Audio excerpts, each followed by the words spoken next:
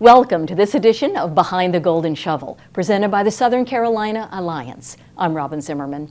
We begin this episode with an interview with Sandy Steele, president of the South Carolina Economic Developers Association. Then we'll get an update on Pamega, a Turkish manufacturing company that will produce lithium-ion batteries in Colleton County, and conclude with interviews with local and state leaders who recently attended the SCEDA Workforce Development Summit. Let's begin in Columbia at the Southern Carolina Alliance offices. We spoke with Sandy Steele about the role of the South Carolina Developers Association and the upcoming legislative agenda. We are in Columbia, South Carolina, with the president of the South Carolina Economic Developers Association, Sandy Steele. Sandy, nice to meet you. Nice to meet you as well. Good morning. Good morning. Let's begin with SCEDA. What really is your role? What do you do? Well, I am thrilled to be the current president of SCEDA, and SCEDA stands for South Carolina Economic Developers Association. Mm-hmm. Our association is over 65 years old and has always been the only association for economic development practitioners and private sector allies, really anyone that works in the economic development field. SCEDA is an amazing organization that has succession leadership so that we ensure quality ongoing. And our mission is to be the voice of economic development, both in advocacy, professional development, and encouraging networking across the state. So how do you all work with the South Carolina Department of Commerce? South Carolina Department of Commerce is a very important partner with SCEDA. On the SCEDA board, we actually have 5 ex officio positions, and Department of Commerce is one of those. So we have their leadership at the table helping set policy and really directing professional development, along with some other economic development partners such as Department of Ag, Parks, Recreation, and Tourism, the South Carolina Ports Authority, and the South Carolina Technical College System. Right. So it really is a collaborative effort, isn't it? Absolutely, and we make a concerted effort because our leadership on the board is elected by the membership, and it's incredible that we have over 600 members, and we make an effort to be sure that all areas of the state are represented, so we can hear all those voices. Yes. So legislative agenda, we're in the fall of 2023. Yes. So as we move into 2024, what's on tap? Well, 2024 is the second year of a 2-year legislative session. Last year, SCEDA worked directly on funding support for industrial site development, money for the local areas, along with some other things in terms of incentives, some tweaking of job tax credits, and that type thing. And so as we survey our members to make sure those priorities are still in play, we will be formalizing an agenda, but it will pretty much be a continuation of the support that we had for those very important items. So how do you represent your 600 members? How do you hear from them? We try to work very diligently to hear from all those different positions. So what we do is we hold virtual listening sessions. We just held 6 across the state, giving everyone a chance to call in and just have an informal dialogue.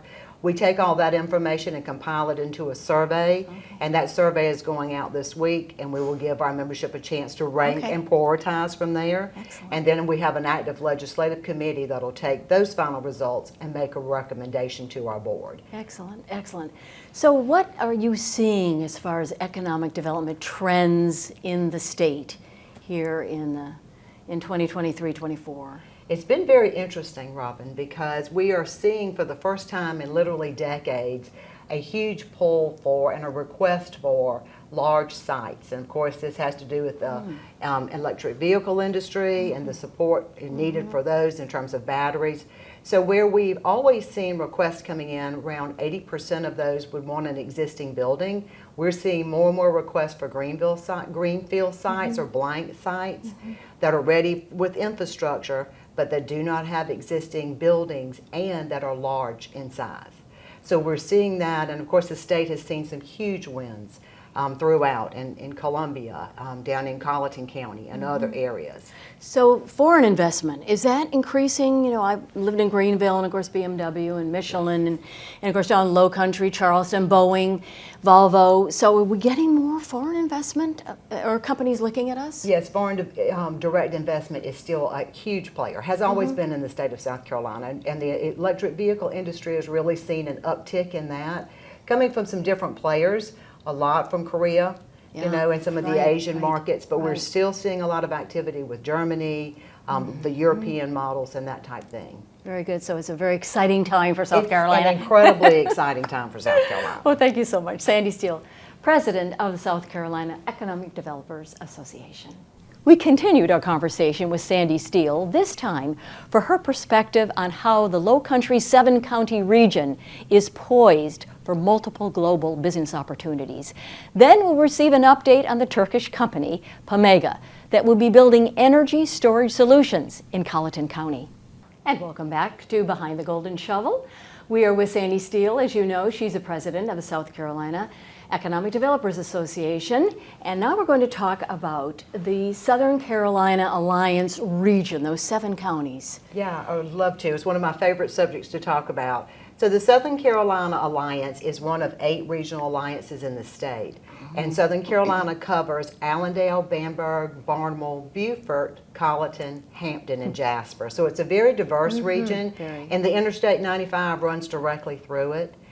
Southern Carolina Alliance has done a great job over the years, really over the decades, of having a very strategic product development plan. And what I mean by product development is developing industrial parks and sites, because they have to be identified. There has to be due diligence done on them to determine if they're developable. Then there's the process of bringing infrastructure, rallying partners and developers. So it's not an overnight fix. But it's a very rural area, Sandy. It's an incredibly rural area, which makes the challenge higher, but the payoff even higher. Bigger, right. And especially in this day and time where we're seeing so much success that's happened in Charleston, Columbia, and Greenville. Projects are now looking outside of those regions because those developed areas really are focusing on supporting who they've recruited. So we're seeing a lot more interest in the outlying areas, but they've got to be ready. We've got to have the infrastructure there. The sites have got to be there. SCEDA worked with the regional alliances and the counties last year to really support site infrastructure, site readiness funding through the state. And that focus is going to continue for the legislative year coming up. So you think they're positioned for global opportunities? They're really poised? Absolutely, because I think the advantage that the rural areas in Southern Carolina has is that now the companies are looking outside. There are still large areas of land. Right. Infrastructure has been brought there through the strategic leadership at SCA.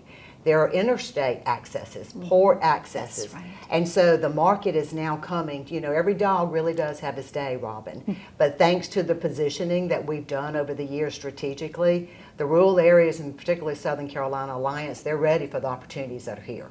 Thank you so much. Sandy Steele. You're welcome.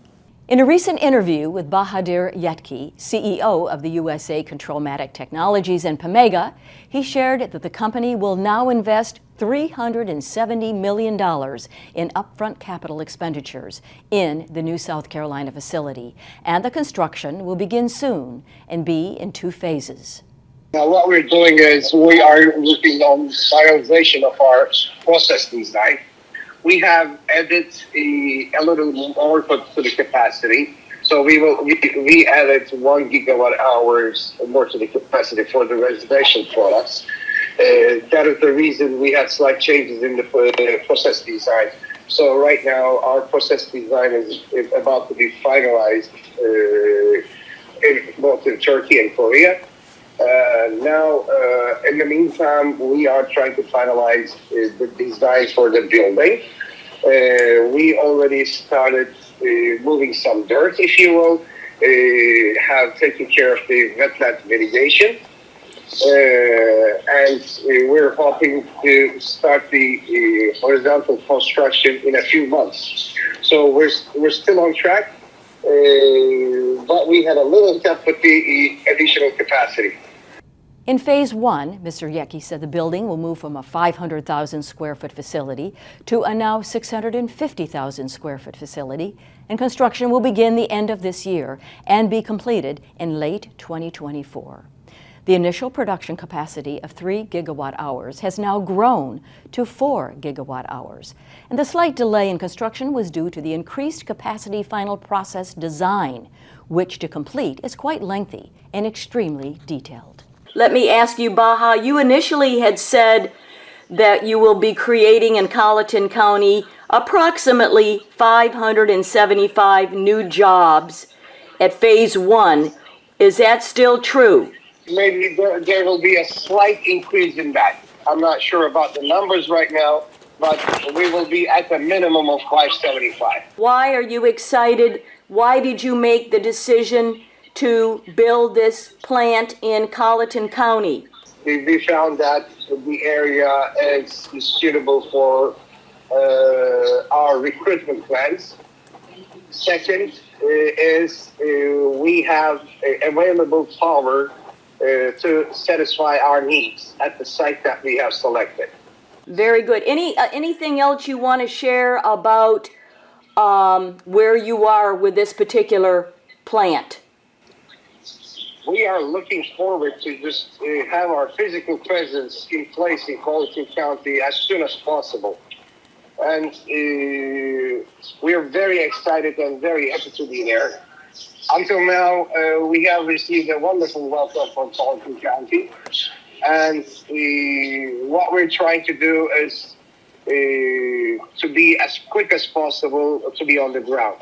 All right. Well, I appreciate your time, sir. That's a good update for us. Thank you, Robin. Mr. Yecki shared in this interview that the Turkish company is making this investment in Colleton County because of the workforce recruitment plans and the current infrastructure at the site, particularly power, which is already in place. In conclusion, he said, "We are so looking forward to having a physical presence in Colleton County as soon as possible. We have had a wonderful welcome and are excited to begin our operations." We recently attended the Southern Carolina Alliance Workforce Development Summit in Hampton. With hundreds of new jobs coming to the 7-county Lowcountry region, in the next 2 segments, we will feature many of the state and local leaders who are working together to prepare and train the future workforce. John Fleming has joined us. He is the COO of the Southern Carolina Alliance, and this day is a very important day for the 7-county region because you're bringing in entities that can help contribute to the workforce. Yes, we're bringing in state agencies, local agencies, the school board, local school districts. We have a lot of new jobs coming in, and we need to look at the entire workforce and how the entire system from K through 12 all the way through college level can help us meet these demands. And bringing all these folks together is a big first step in doing that. Do you think they've all been in one room together? So the SCA, great idea to bring them all in one room.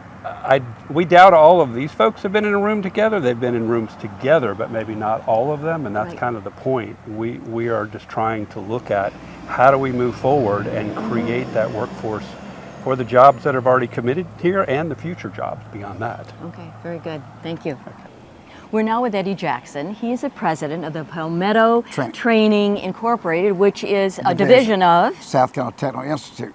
And so what are you all doing to add to the workforce in this area? We teach short-term programs only. We teach what industry is asking us to teach. It's just like if you ordered a hamburger from Baltimore or McDonald's, you always get what you pay for, and you get what you pay for with us. Short-term programs are what industry we feel like need. So give me an example of some of the short-term programs. Well, Phoenix Industry for Industry, they've come to us about we need blueprint reading taught or CNC taught. And so I said, okay, we can do that. And, well, how long would it take you to do that? And then I'll find out how long can I keep that student. And then I'll design a program around that particular part of the trade so that when they go back to that plant, Phoenix Industry or wherever, that they're able to do what they ask them to do. So Eddie, how are you different than the technical college system in South Carolina? Well, we design our program around the industry, like I say, and our program can change from day to day for any industry that comes in. And we can add national certification to everything that they do. And that's one thing that we do differently. We can customize our training programs where the technical schools, which is nothing wrong with them, I've taught for 4 of them, their program is pretty much statewide, already directed, had to go only one way with 2 years. And my programs can last 18 weeks. Very good. Thank you. Thank you, ma'am. Eddie Jackson. Thank you. Joe Passament is the chairman of the Beaufort County Council. Joe, why is a workforce summit so important for this area? Oh, not only for this area, we have 7 counties involved in this area. We all have a common goal, and that is a true trained workforce. In order to have that, we have to have all of the people necessary to put the pieces together so that we do not have duplicity, we do not have gaps. So that's why we're here today, and we have great leaders who are going to come and talk about their pieces so we can put the whole puzzle together. And when you talk about their pieces, everyone has something to contribute. Oh, absolutely. And so as we build the workforce in these 7 counties that the Southern Carolina Alliance represents, we must work together. Oh, yes. Yes, we've been doing this for months now, whereby we've sat down and we said, okay, what are our concerns? Oh, guess what? That concern is my concern. Well, how do we work together to make this happen? Because this is one step in that direction. All right, we're going to have a good morning. Thank you so much. Oh, gosh, yes, absolutely. Thank you, Joe. Thanks. This Workforce Summit is being put on by the Southern Carolina Alliance, and with us now is the president and CEO, Danny Black. You're bringing in the jobs to this 7-county region. You need a workforce, and that's why you brought all these folks together. What is your message to them, Danny?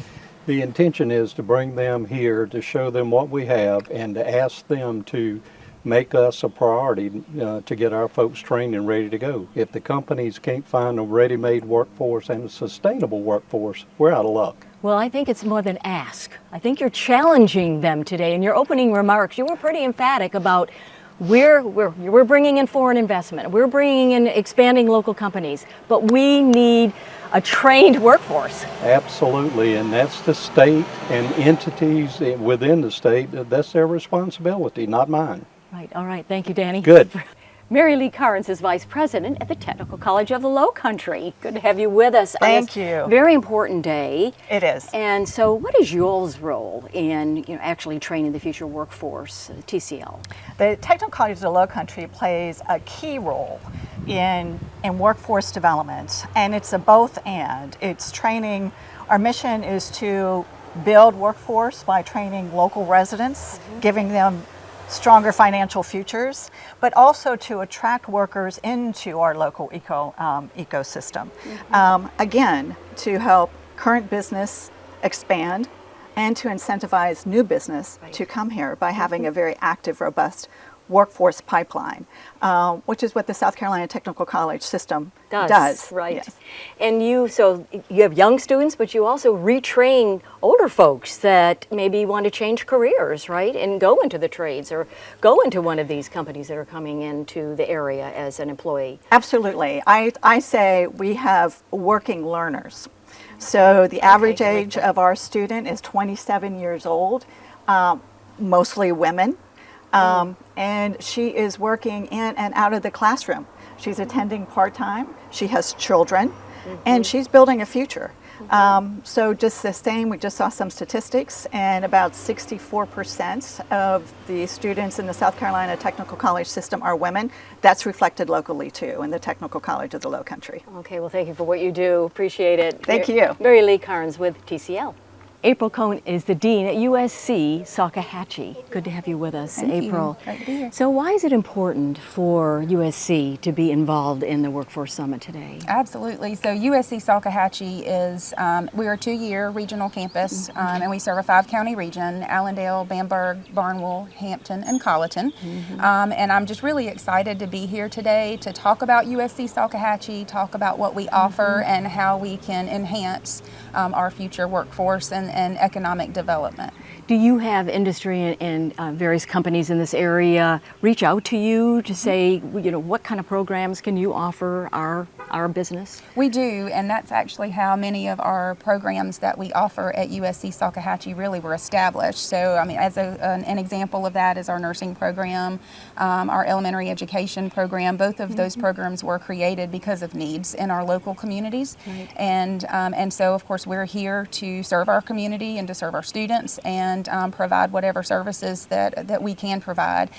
We are very fortunate to be a part of the USC system, so we have access to resources that otherwise we wouldn't have access to. So like I said, we're a 2-year campus, but we partner with our other USC system campuses in order to offer programs like nursing or engineering, elementary education, and there's actually 30 plus baccalaureate degree opportunities for our local students through Palmetto College. Very good. Thank you, April. Thank you very much. Brad Neese is with us now. He is the Vice President for the Division of Economic Development for the South Carolina Technical College System. So we have, 16 technical colleges throughout the state, and we're here for this summit to really look at bringing all these agencies and all these various entities together to look at the workforce piece and how we can train students to be prepared for all the jobs that are coming in. So what are you all doing? So really, yeah, and thank you. Yeah, I'm with the Technical College System. There's 16 of us throughout the state. We do workforce development. That's what we do. That's our job. Yep. So we put people through associate's degree programs. We put people through certificate programs.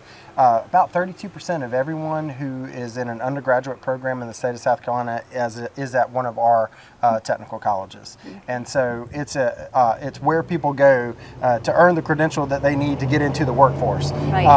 Some of the things that I'm really proud of right now that we're working on, we have what's called the South Carolina Workforce Industry Needs Scholarship.